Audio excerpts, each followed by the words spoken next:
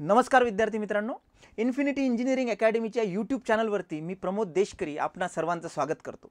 जसे की आपल्याला माहिती आहे विद्यार्थी मित्रांनो, MPSC तर्फे जे संयुक्त पूर्व परीक्षा आहे किंवा ज्याला आपण अभियांत्रिकी सर्व्हिसेस म्हणतो, तसेच कृषी सेवा असेल, वनसेवा असेल, यांची जी एक्झामिनेशन आहे त्याबद्दलचं नोटिफिकेशन, त्याबद्दलची जाहिरात ऑलरेडी आलेली आहे आणि त्याची फॉर्म फिलिंग जी आहे ते विद्यार्थी मित्रांनो सुरू झालेली आहे। याच्यामध्ये पूर्व परीक्षा 17 डिसेंबर 2022 ला होणार आहे। तर त्या अनुषंगाने जी फॉर्म फिलिंगची प्रोसेस आहे ही समजून घेण्यासाठी आजचं हे सेशन आहे। सेशन शेवटपर्यंत जरूर बघा, कारण बऱ्याचदा काय होतं की काही छोट्या चुकी केल्यामुळे किंवा फॉर्म फिलिंग करताना काही छोट्याशा मायनर मिस्टेक केल्यामुळे त्याचं जेव्हा रेक्टिफिकेशन आपण करायला जातो तर फार त्रास होतो। तुम्हाला कम्युनिकेट करावं लागतं आयोगासोबत, बऱ्याचदा कम्युनिकेशन होत नाही। मग विद्यार्थी म्हणतात की सर हे राहिलेलं आहे, हे चुकीचं आहे, हे चुकीच्या पद्धतीने फॉर्म फिलअप केल्या गेलेला आहे। तर ह्या सगळ्यांचं सोल्युशन म्हणून इन्फिनिटी तर्फे आपण हे सेशन घेऊन आलेलो आहे विद्यार्थी मित्रांनो। अजूनही तुम्ही जर आमच्या चॅनलला सबस्क्राईब केलं नसेल तर सबस्क्राईब करा, बेल आयकॉन प्रेस करा आणि तुमच्या मित्रांपर्यंत, जास्तीत जास्त मित्रांपर्यंत हा जो व्हिडिओ आहे हा शेअर करा। चला विद्यार्थी मित्रांनो, सुरू करूया की ऑनलाईन फॉर्म कसा भरायचा। आता जे विद्यार्थी नुकतेच पासआउट झालेले आहेत किंवा जे विद्यार्थी आता फायनल इयरला आहे पण ही एक्झाम त्यांना द्यायची आहे, तर अशा विद्यार्थ्यांना, अशा नवीन विद्यार्थ्यांसाठी हा व्हिडिओ खूपच महत्त्वाचा आहे। याच्यामध्ये आपण डिस्कस करणार आहोत की कशा पद्धतीने ऑनलाईन फॉर्म फिल करायचा आहे, काय स्टेप्स त्याच्यामध्ये असणार आहे आणि विद्यार्थी मित्रांनो सगळ्यात महत्त्वाचं म्हणजे की कुठल्या गोष्टी तुमच्यासोबत रेडी असल्या पाहिजे, म्हणजे फॉर्म फिलिंग करताना तुम्हाला कुठलेही प्रॉब्लेम्स येणार नाहीत। चला तर सुरू करूया। सगळ्यात महत्त्वाचं, ऑलरेडी जी महाराष्ट्र राजपत्रित तांत्रिक सेवा आहे 2022 ची, त्याचं हे नोटिफिकेशन आहे। 17 डिसेंबर 2022 ला ही तुमची एक्झामिनेशन होणार आहे, पूर्व परीक्षा। याच्यामध्ये ज्या जागा आलेल्या आहेत त्याच्याबद्दलचा सेपरेट व्हिडिओ आमच्या यूट्यूब चॅनलवरती अवेलेबल आहे। तुम्ही जर तो बघितला नसेल तर जरूर बघा।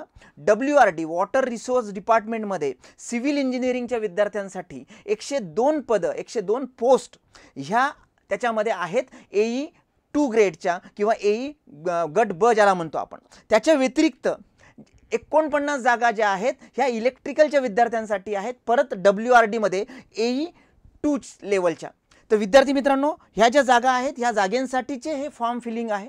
तर सगळ्यात महत्त्वाचं पहिली प्रोसेस काय असणार आहे तुमची की ऑनलाईन पर्टिक्युलर जे फॉर्म फिलिंग आहे ती तुम्हाला कंटिन्यू करायची आहे। आता याच्यामध्ये सगळ्यात महत्त्वाचं की जे विद्यार्थी नवीन आहे त्यांनी पहिल्यांदा तुमचं रजिस्ट्रेशन करणं गरजेचं आहे। त्याच्या व्यतिरिक्त सेकंड स्टेप असते तुमचं आयोगाच्या वेबसाईटवरती प्रोफाईल तयार करणे। मग त्याच्यामध्ये तुमचे पर्सनल डिटेल्स असतील, तुमचे एज्युकेशनल क्वालिफिकेशन डिटेल्स असतील, तुमचे अदर डिटेल्स असतील, हे तुम्हाला फिलअप करावे लागणार आहे। आणि तुम्ही जे प्रोफाईल तयार केलं त्याच्यानुसार तुम्हाला इलिजिबिलिटी चेक करून कुठल्या पदांसाठी तुम्ही इलिजिबल आहात, कुठल्यांसाठी नाही आहात, हे ऑटो जनरेट तिकडे होत असतं।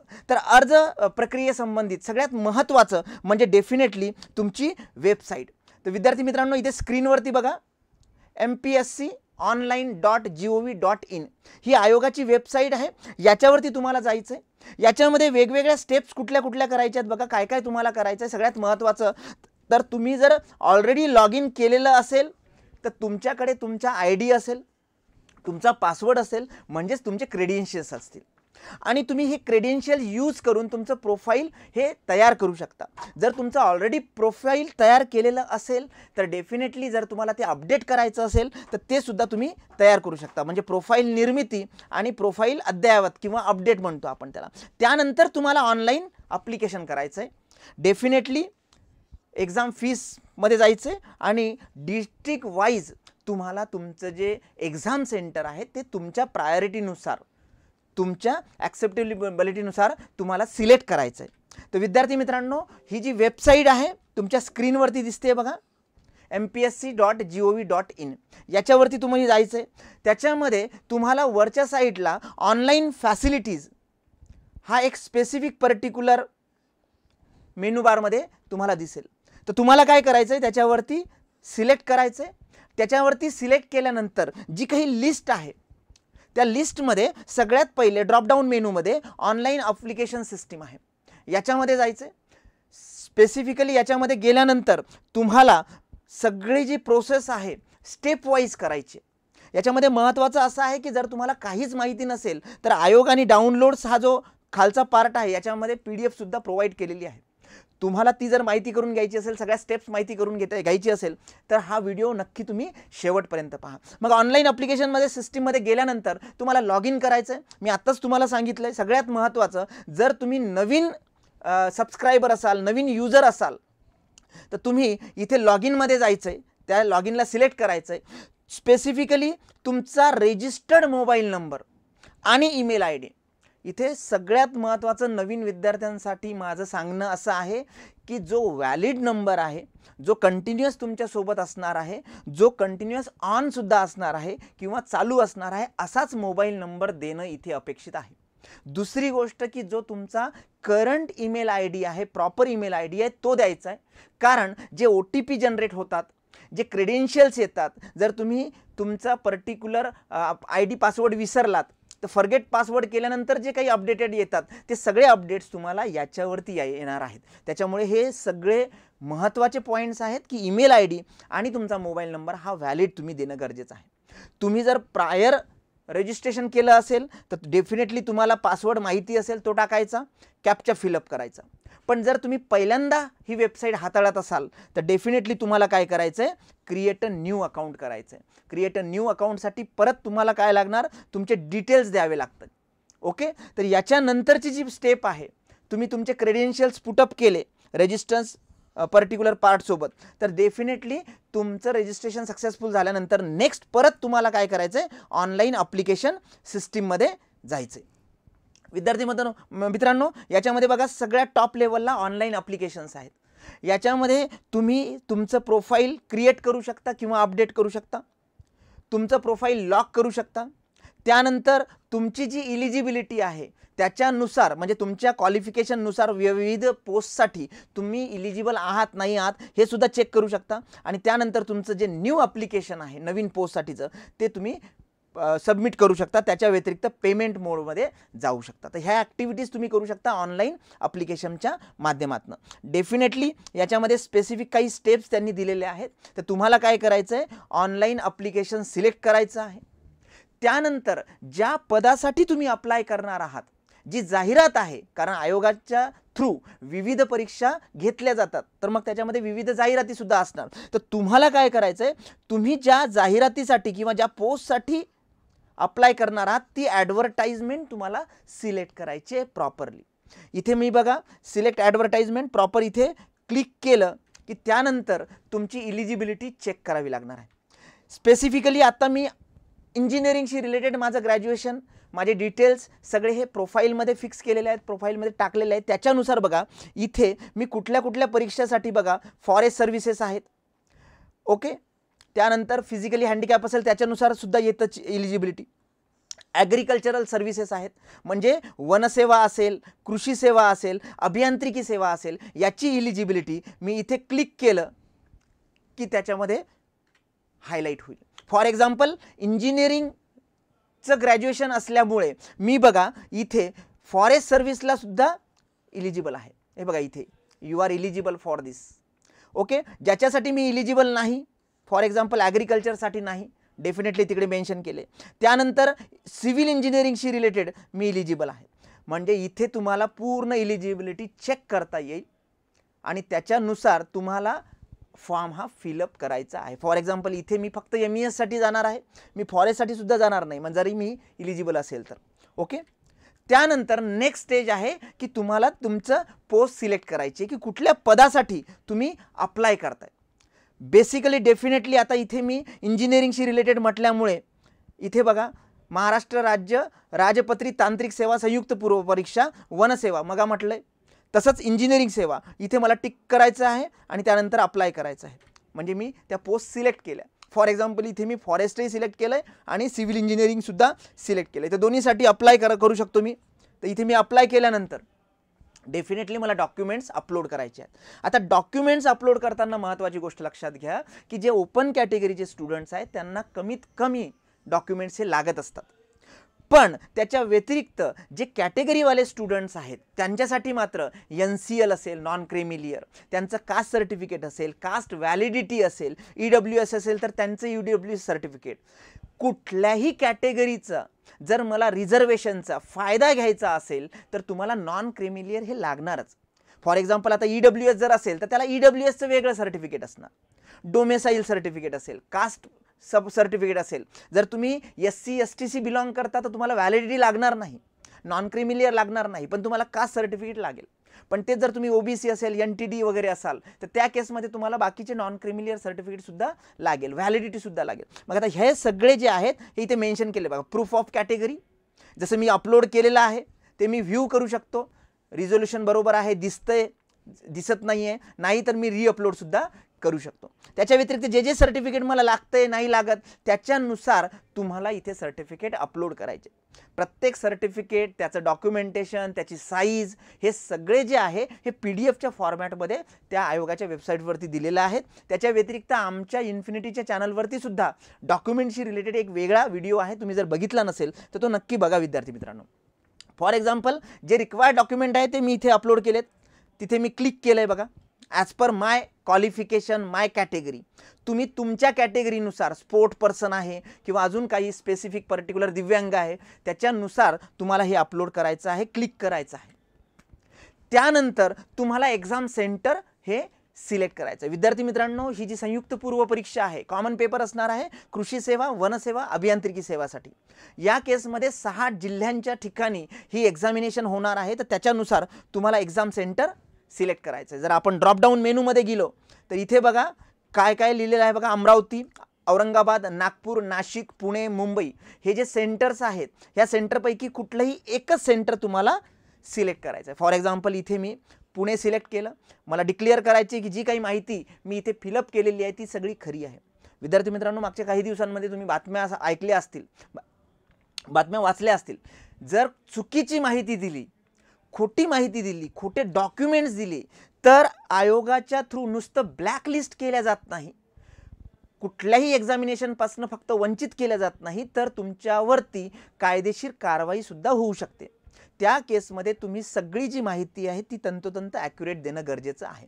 इथे वरती मी जे पुणे लिहिलं आहे ते मी एक्झाम सेंटर लिहिलेलं आहे, आणि जे खाली मला इथे लिहायचं आहे लोकेशन, जिथनं मी फॉर्म भरतोय तिथलं लोकेशन मला लिहायचं आहे. डेट ऑटोमॅटिकली बाय डिफॉल्ट तिकडे येईल आणि ते हे काय करायचं आहे, सबमिट करायचं आहे. एकदा तुम्ही हे सबमिट केलं की तुम्हाला गेटवे स्पेसिफिकली पेमेंटसाठीचा असणार आहे.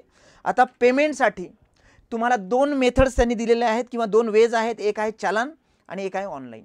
चलानमध्ये एक स्पेसिफिक चलान जनरेट होणार, ते तुम्ही बँकेमध्ये घेऊन जायचं आहे, तिथे डिपॉझिट करायची कॅश, आणि त्याच्यासाठी काही स्पेसिफिक ड्युरेशनसुद्धा त्यांनी प्रोव्हाइड केलेला असतो. पण माझं असं वैयक्तिक मत आहे की तुम्ही चलान थ्रू न जाता ऑनलाईन मोडमध्ये जा. ऑनलाईनमध्ये सुद्धा क्रेडिट कार्ड असेल, डेबिट कार्ड असेल, इंटरनेट बँकिंग असेल, याच्या थ्रू जा. UPI साधारणतः थोडं टाळण्याचा प्रयत्न करा. तर इथे बघा मी ऑनलाईन स्पेसिफिकली मेन्शन केलेलं आहे SBIशी रिलेटेड. ओके केलं की ते गेटवे थ्रू मला वेगवेगळे जे स्पेसिफिक पर्टिक्युलर डिटेल्स आहेत ते भरावे लागणार. डेफिनेटली मी नेट बँकिंग वापरतोय, क्रेडिट कार्ड वापरतोय किंवा डेबिट कार्ड वापरतोय, हे सगळे मी फिलअप करून जर कॅप्चा मी स्पेसिफिकली टाकला आणि पे नाऊ म्हटलं तर OTP जनरेट होणार ॲज पर माय बँकिंग प्रोसिजर. तो OTP माझ्या रजिस्टर मोबाईलमध्ये आला आहे. मी मेक अ पेमेंट केलं की माझं स्पेसिफिक पर्टिक्युलर पेमेंट इथे सक्सेस झालेलं आहे. बऱ्याचशा विद्यार्थ्यांना असे प्रॉब्लेम येऊ शकतात की तुमचं पेमेंट डिडक्ट झालं आहे पण सक्सेसफुल पेमेंटचा मॅसेज आला नाही. त्या केसमध्ये व्हेरीफाय ऑल दिस थिंग्स, प्रॉपरली व्हेरीफाय करा. म्हणून मी तुम्हाला सांगितलं की UPI थोडंसं टाळा, इथे स्पेसिफिक नेट बँकिंगमध्ये वापरा, जेणेकरून ते सक्सेसफुल होतं पहिल्याच्या याच्यामध्ये. क्लिक ऑन कंटिन्यू मी केलं की डेफिनेटली नेक्स्ट स्टेजेस आहे माझी रिसिप्टची. विद्यार्थी मित्रांनो, जी काही मी इन्फॉर्मेशन भरली आहे, जी काही माहिती मी भरली आहे त्याच्याशी रिलेटेड अप्लिकेशन फॉर्म माझा आणि त्याची रिसिप्ट हे जेव्हा जनरेट होते तर माय अकाउंटमध्ये मी ते पूर्ण कंप्लीट चेक करू शकतो. Okay, return to the online facility and check for the my account. इथे बघा हा कंप्लीट डिटेल फॉर्म आहे. सगळे इन्फॉर्मेशन एकदा परत चेक करा. जी काही मी फिलअप केलेली आहे इथे माझ्या स्पेसिफिकली ब्लर केलेली आहे, पण हे सगळं चेक करा, नीट भरलेलं आहे, व्यवस्थित भरलेलं आहे नाही. प्रत्येक इन्फॉर्मेशन भरताना तिथे वरती सेंटेन्स लिहिलेलं असतं, तिथे इन्फॉर्मेशन दिलेली असते. विद्यार्थी मित्रांनो, की काय भरायचं आहे, ॲज पर 10th मार्कशीट भरायचं आहे, मॅट्रिक्युलेशन भरायचं आहे, फर्स्ट नेम आहे, लास्ट नेम आहे की सरनेम आहे, हे प्रॉपरली वाचूनच ते एक एक स्टेज भरा, म्हणजे काहीही चुकणार नाही तुमचं.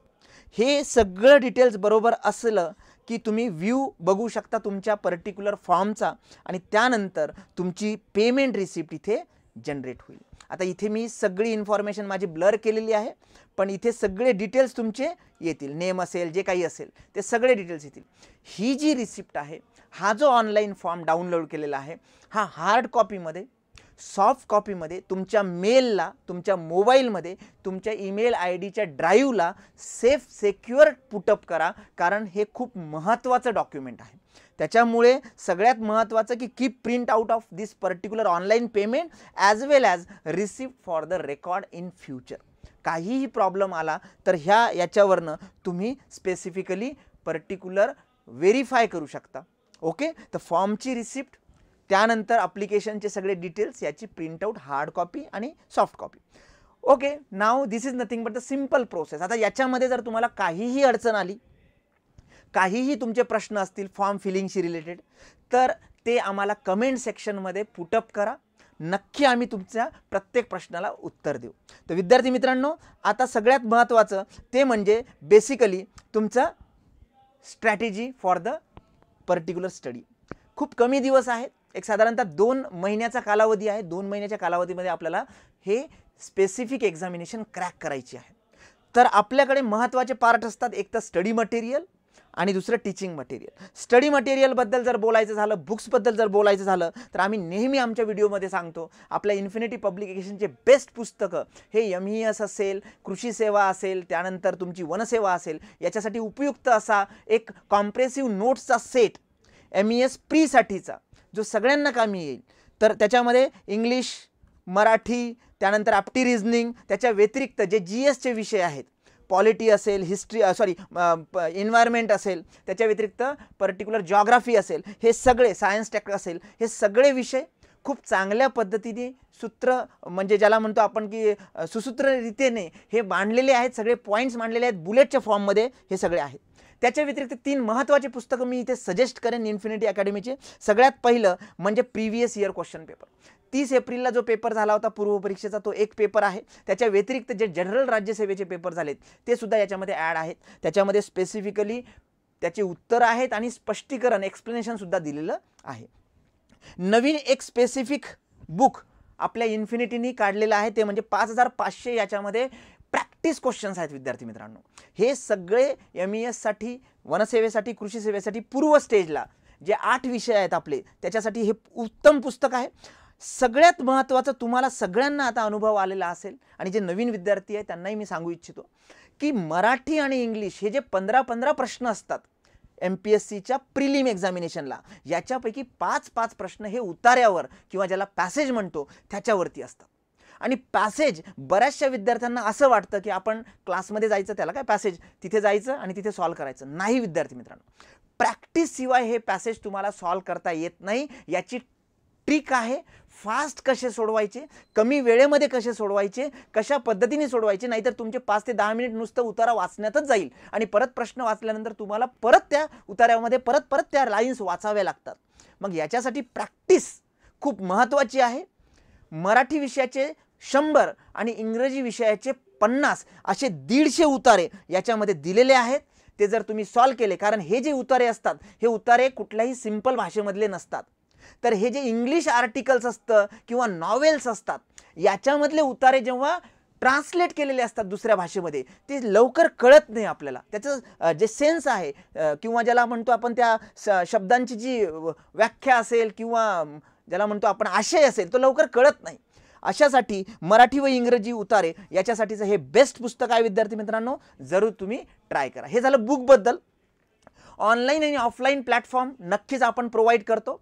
पुणे येथे ऑफलाईन बॅच जी आहे 7 ऑक्टोबरपासून सुरू होते सॉरी, आणि ऑनलाईन सुद्धा 8 ऑक्टोबरपासून सुरू होते. पण याच्या दोघांचेही जे सेशन्स आहेत, पहिलं सेशन आहे ते उद्याला सेमिनारच्या रूपात आहे. उद्या 7 तारखेला FC रोड ब्रँचला गिरीश सरांचं सायंकाळी 5 वाजता फ्री सेमिनार आहे स्ट्रॅटेजीवरती. तुम्ही सगळ्यांनी जरूर तो अटेंड करावा. ओके. त्याच्या व्यतिरिक्त नागपूर आणि नाशिक या ब्रँचला सुद्धा नागपूरला 6 तारखेपासनं आणि नाशिकला 10 ऑक्टोबरपासनं ही बॅच सुरू होणार आहे, ऑफलाईन बॅच सुरू होणार आहे. जरूर तुम्ही अटेंड करा विद्यार्थी मित्रांनो. आमचं जे चॅनल आहे त्याच्या व्यतिरिक्त टेलिग्राम चॅनल आहे, त्याच्या व्यतिरिक्त आपलं ॲप आहे.